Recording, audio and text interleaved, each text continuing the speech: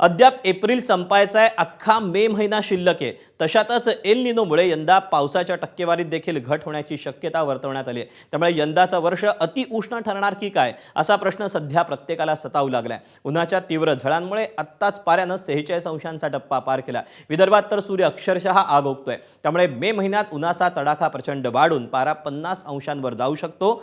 आत्ताच फक्त दिवसा नव्हे तर रात्रीचं तापमान सुद्धा प्रचंड वाढल्याचं चित्र आहे. राज्यातल्या बहुतांश भागांमध्ये रस्ते सुद्धा दुपारच्या वेळी निर्मनुष्य झालेले दिसतात. बहुतांश जिल्ह्यात कमाल तापमान हे 43 ते 46 अंशांवर पोहोचलेलं आहे.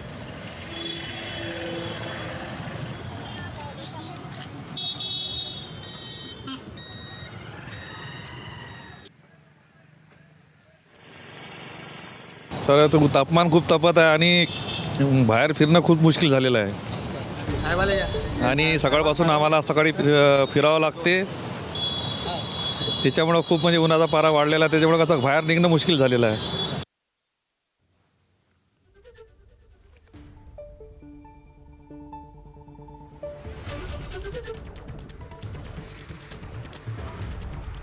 तेव्हा राज्याच्या अनेक भागात सध्या उष्णतेची लाट पाहायला मिळते. सगळ्यात जास्त कडाका जाणवतो आहे तो म्हणजे विदर्भामध्ये. विदर्भातल्या अनेक जिल्ह्यातलं तापमान हे आता 45 अंशांच्या घरात पोहोचलंय.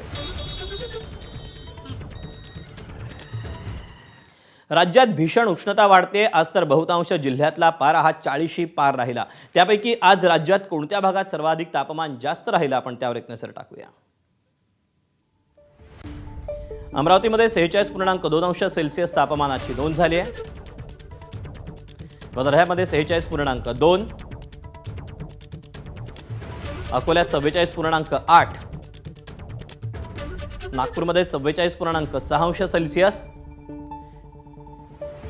चंद्रपूरमध्ये 44.4 अंश सेल्सिअस.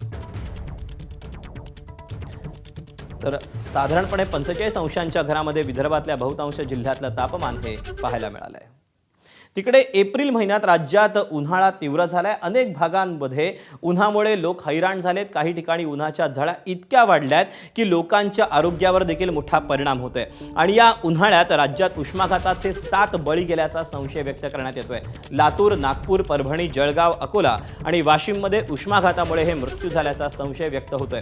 या मृतांमध्ये लहान मुलं आणि ज्येष्ठ नागरिकांचा सहभाग अधिक आहे. वाढत्या उन्हामुळे नागरिकांच्या चिंतेत मोठ्या प्रमाणात वाढ झाली.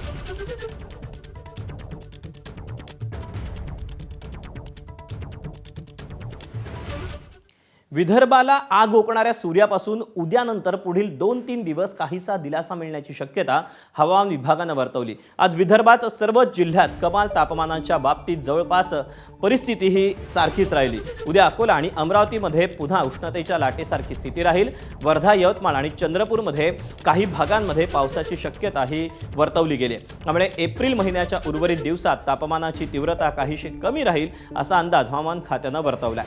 मे महिन्यात मात्र पुन्हा एकदा वैदर्भीय नागरिकांना तीव्र उन्हाळ्याचा सामना करावा लागेल. यंदा मे महिन्यात तीव्र उष्णतेच्या लाटेचे दिवस सामान्यांपेक्षा जास्त राहू शकतील. मात्र मे महिन्यातही अधूनमधून अवकाळी पाऊस होईल असा अंदाज हवामान विभागानं वर्तवला आहे. अगर हम बात करें कल के लिए 28 तारीख के लिए बात करें तो अभी अकोला और अमरावती को भी कल के लिए हीट वेव की वार्निंग में रखे गए विथ येलो अलर्ट्स, क्योंकि यहाँ भी ऐसी संभावना है तापमान जो है थोड़े से गिरते हुए 45 या 46 तक बने रहेंगे. तो अभी अगले आने वाले 2 दिन जो रहेंगे वो विदर्भा के लिए क्रूशियल्स हैं, क्योंकि आज के लिए जो हमने वेस्टर्न विदर्भा के जो 2-3 डिस्ट्रिक्ट्स हैं और वर्धा जो हैं उनको हमने ऑरेंज अलर्ट्स पर रखा है. और हम पुनः देखेंगे कि 29-30 के आसपास से तापमान में एक